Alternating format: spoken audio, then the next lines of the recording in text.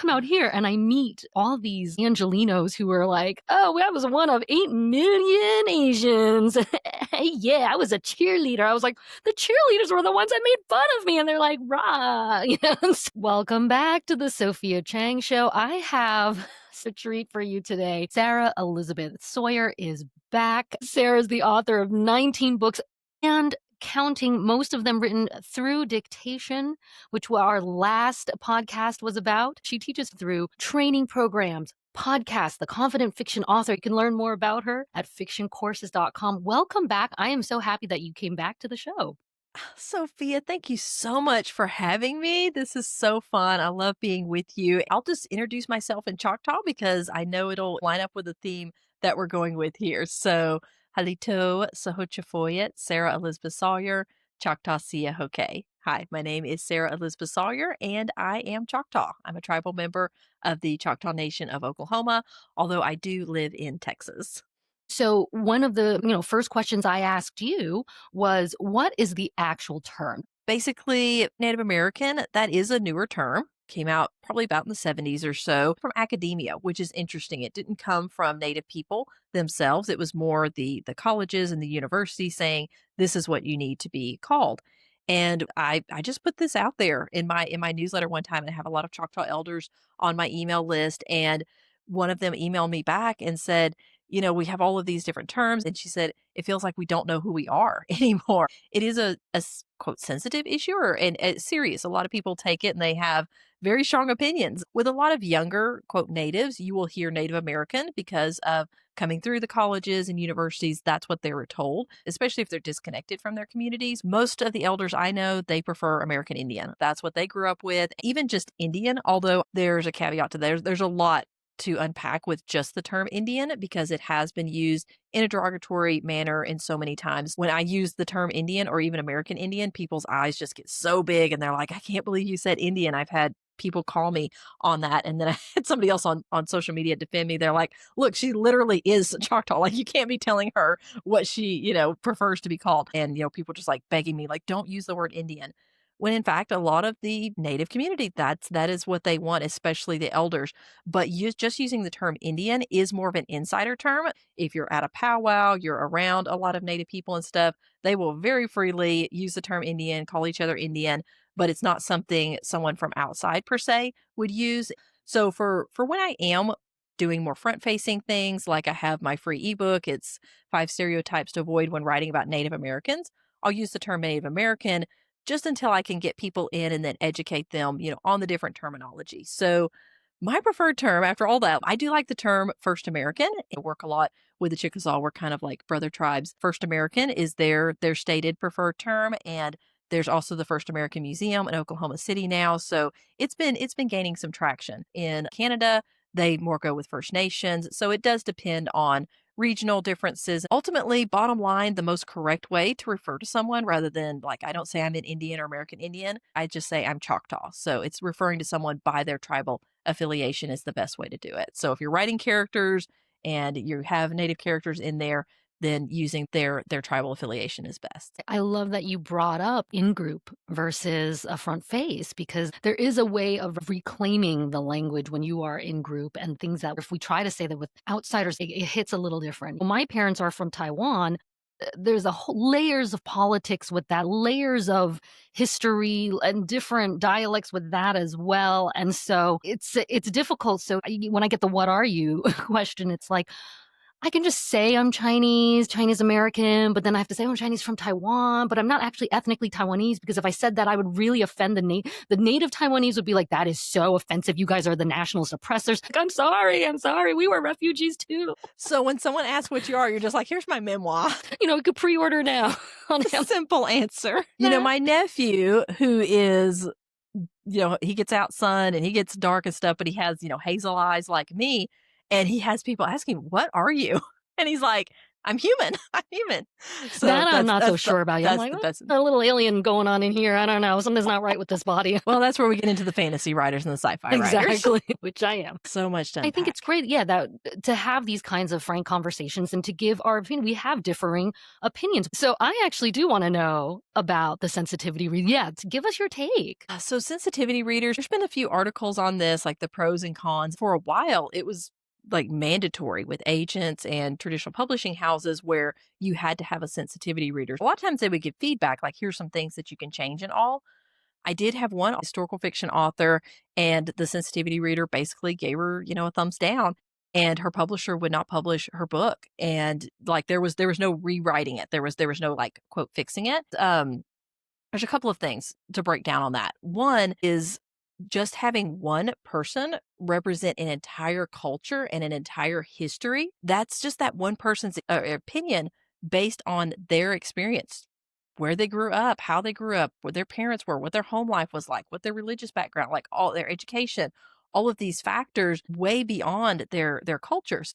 And by nature, sensitivity readers are sensitive. And so we have to take that into, I try to say that with straight face, but I mean, it really, if you're basing your story on what the most hypersensitive person would be okay with, like, what are you leaving out that would really benefit all of your other readers? Like, they may need to be able to dive into some of those harder aspects or into some of those things that the sensitivity reader may not be comfortable with, and but it really should be included in the story because it's true to the history, it's true to the culture, it's true to the story that you're writing. I just really encourage authors that if you do use a sensitivity reader, that that's not the only thing that you do. Go to someone else within that culture, someone who is into the history. If you're writing contemporary, if you're writing fantasy, like half of my authors come into my courses because they base a lot of their fantasy cultures on American Indian cultures, and they still don't want to have the stereotypes. I just really caution authors, even the things that get quote approved, you still may need to get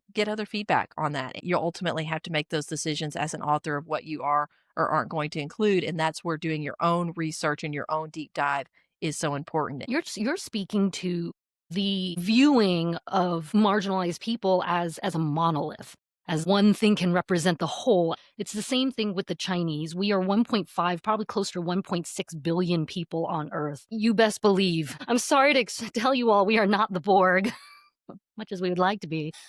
I don't speak, and then all 1.6 of my brethren are like, "对, 我听到了," like Follow her. I wish. She knows all.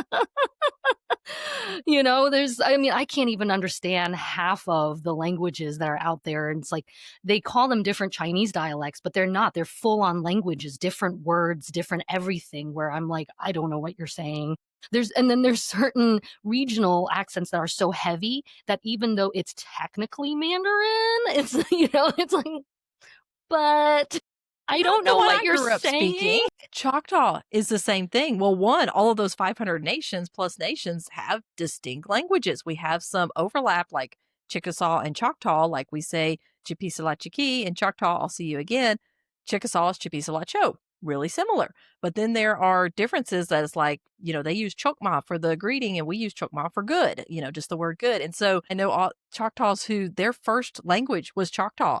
And they're like, it depends on what part of Oklahoma you're in if you're going to be able to talk to someone else who is a first speaking Choctaw, because it can vary just from town to town. So, yes, we're getting into some deep stuff. But I love you Exactly. sharing that. That was, No, for sure. yes. Yeah, I love that you say ask more than one.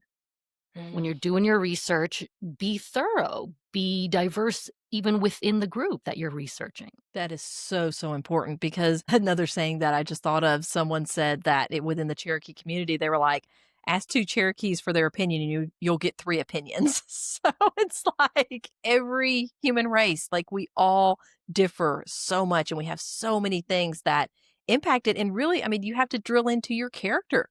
Who is your character? Did they have both parents in the home? Where were they raised? Were they raised in poverty, or did they live on a ranch? Like what is their background? What things informed them as a character that goes beyond just their culture, their spiritual beliefs, their religion, their socioeconomical, like all of those things create them as a character. So that's where breaking away from stereotypes is so important. Like, not just like I said, you just have the Asian character and it's like it's this one type of character.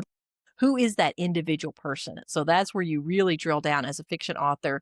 You take in all of this research and then you decide, how is this shaping my character and what else is shaping my character? Like, these aren't the only factors. Like you said, even within the state of Oklahoma, right? You'll have differences there. Like same thing if where I grew up, I did my high school in the suburbs. That it was very, very close to New York City, but it's still strangely provincial, and I faced a lot of racism. And so I grew up super angry and bitter about that. And then I come out here and I meet all these Angelinos who are like, oh, I was one of 8 million Asians. Yeah, I was a cheerleader. I was like, the cheerleaders were the ones that made fun of me. And they're like, rah, and so like, I was like, man, I would have been a popular girl if I grew up here. You have such different experiences. Oh, different. And see, my mom growing up in Texas, especially in Fort Worth, going to school, she was like, her dad would tell her, she'd come home and he'd like, tell her, be proud that you're Indian. Because the Hispanics didn't want anything to do with her because she couldn't speak Spanish. She was like, hola, Isabel, and then I just like, sit down, Linda Kay. So, and,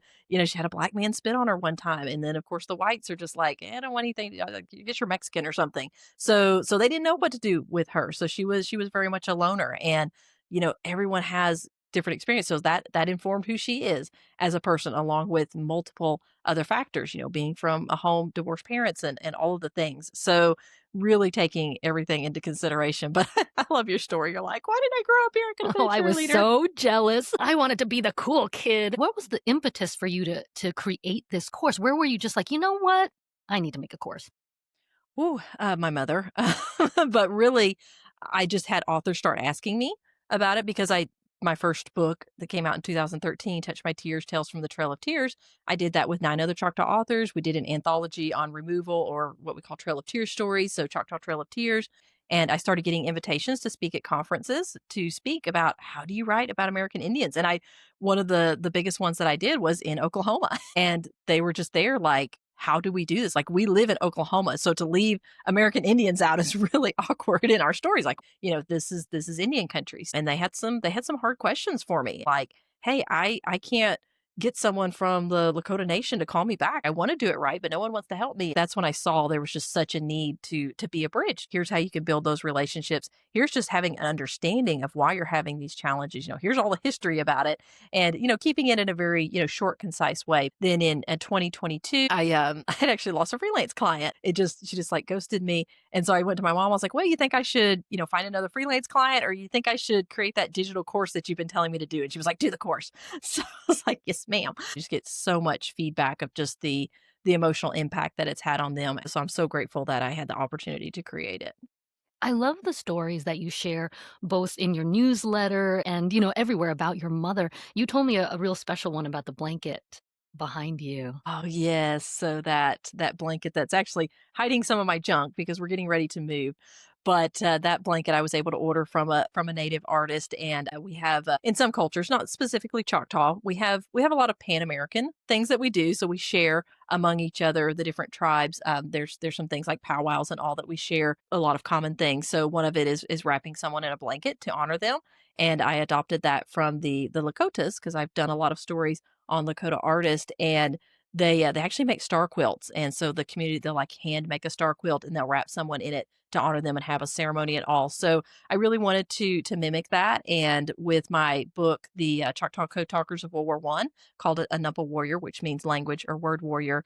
So I did that project. It was a tremendous project. I won't even go into all of the work that went into that with the research. So that was a 2-year project, and my mother was just such a rock for me throughout that project. And so when we had the release party, we went to Oklahoma and we had it at our community center, and it was just wonderful. So I was able to surprise her with that though, and wrap her in the blanket. And I had 2 of my brothers there that were a part of that. So it's really, really, really special.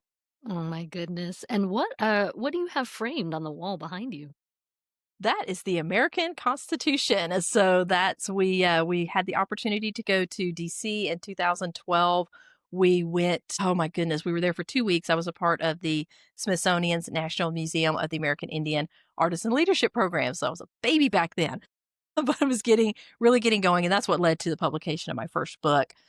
But we were able to go there for 2 weeks and we did research. We went to the National Archive. One of the things we were able to do is go into the vaults where the first these are not original, but where the first acts of Congress are kept, and that's where the Indian treaties are. So we were able to see like 7 of the original Choctaw treaties, the actual, not replicas, but the actual treaties, and that was a tremendous, tremendous moment. Only 3 people at the archives have access to that vault. So we were able to, through the connections with the NMAI, we were able to go into there, and so we purchased these while we were at the National Archives, and that's just it's a shared history, and that's something that I love how the Chickasaws put it out, and we do as well in the Choctaws, is that we have that shared Choctaw and American history. Choctaws fought alongside the Americans from the Revolutionary War all the way to modern day. So going back to my code talker book, but even further back than that. So it's a lot of shared history there, and we love to bring that out. So yeah, that's what those pieces are, and they'll be moving with me to my new office. I'm so moved hearing this. I could listen to you talk about this for hours. So, well, Oh, good thing you have a podcast and a course. I you will get to hear me for hours. So I love sharing it though. But thank you for that. Yeah, it's definitely a deep, deep part of me. And all of my books have native main characters in them. So all 19. I love it so much. Thank you so much for coming on to share such a special topic and to share so candidly and also to tell us about your course as well. And so we will definitely have links below that'll take you right to the course. And thank you guys for tuning in again for another episode of the Sophia Chang Show. Thank you, Sarah, for coming back on. Thank you for having me, Sophia. Yakoki, that's thank you in Choctaw. And we don't have a word for goodbye in Choctaw. We do say Chipisalachiki. I'll see you again soon. Take care. Thank you guys so much for tuning in. This was a really special talk for me. I love talking about race and culture, but I don't always get a chance to. And so this was a super fun one for me. Now, for you guys who want to sign up for Sarah's course, I've got some bonus content. We dive into what the course is, who it's for, and exactly what you're going to learn. So stay tuned. You also mentioned if people are writing characters. Now, you have a course for that. I do. I do. It's fiction writing, American Indian. Sophie will have a link to it with her show notes, but that's where I break down. It's about a 4-hour course. It's not a Wow. college course by any means. It is specifically for fiction authors to learn how to do their research and how to approach writing native characters. And really they have good hearts. They want to get it right, and they're so fearful and just to the point of almost tears. And authors are the ones who have perpetuated so many stereotypes for hundreds of years now. So we do have a very heavy responsibility as authors to get this right. And I created the course because we actually should be writing other cultures. That's my belief, because if we are only writing what we are, that's not even a real representation of our world. And if someone who's white and they only write, or me, white mixed, American Indian, and I'm just writing what I am and I'm not including other races or other cultures. We've kind of gone to the other extreme where they are being left out of stories. So they're a sense disappearing in fiction again. So I'm very much for native authors and us writing our own stories and all, but there's also room for non-native authors to bring in those characters in an accurate, respectful way so that we are included and we're not excluded. It would be wonderful to have that diverse cast of characters, which is really a true representation of the world we live in. I'm torn on this myself because obviously, yeah, I'm tired of opening a book and it's just all white characters. I'm like, okay. But then I'm also more tired of opening a book and there's an Asian character and it's like, I wish you had just not even. I wish you had just not even, you know? And Yeah. so, yeah, it's tough. So I'm glad you have a resource like that so that when you are going to reflect the actual diversity of our reality, you can do it in a way that has at least a little bit more authenticity and that you've done some research into it at least, you know? So that's great that you have something like that. And I would rather authors leave out other cultures if they don't want to do the work to put them in there authentically. Like if you're not wanting to do that work and you're like, oh, that's really not me, then just write white characters or black characters, whatever you are, like just write those characters. But if you want to really expand your fiction craft and really dive in and give your readers that best experience that they can have, then be willing to do your research. I think a writer should be judged based on their craft and not on their race. Even authors who are of that culture, I see them perpetuating stereotypes and other issues. And so I just really encourage authors to put the work in and then let that work stand on its own. I love that. And tell us a little bit more. What do you go over in your course? Is there a practical component to it? Oh, absolutely. I have it broken into 3 parts, and the first part is just getting to know the people of your story, so understanding their background. So I do talk about terminology, I talk about insider terms, I talk a bit about the broad history of American Indians. There's still over 500 federally recognized nations in just the United States. So to have just a character that's Native American, especially in contemporary fiction, I see that a lot. They have a Native American character, and I'm like, well, there's not really a Native American character. Like, what tribe are they? What region? So, in the first part, is just getting to know some of the issues that you may have encountered and some of the misconceptions and all of Native people as a whole. Then the second part is really getting into how do you do research? How do you watch for those pitfalls? I think it's 12 stereotypes. I go through skin color and the stoicism, romanticizing India. It's like all of these different things that I've seen, not only in my lifetime, previous lifetimes, and then things that I see still today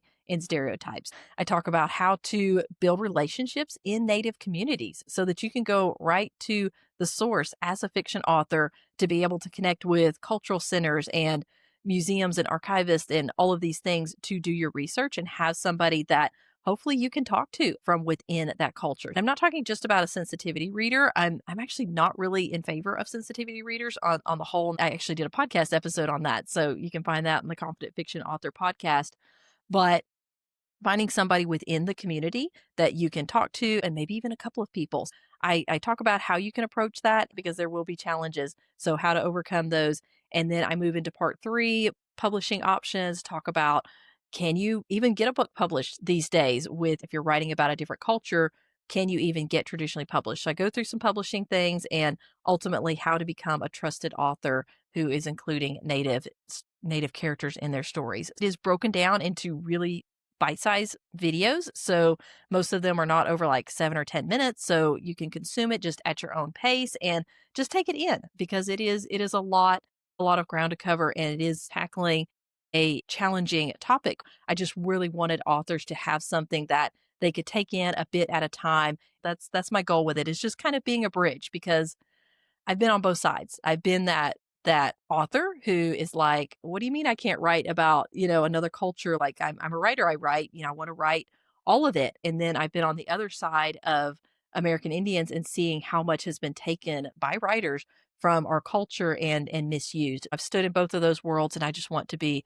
a bridge between that. And so that's why I created Fiction Writing American Indians.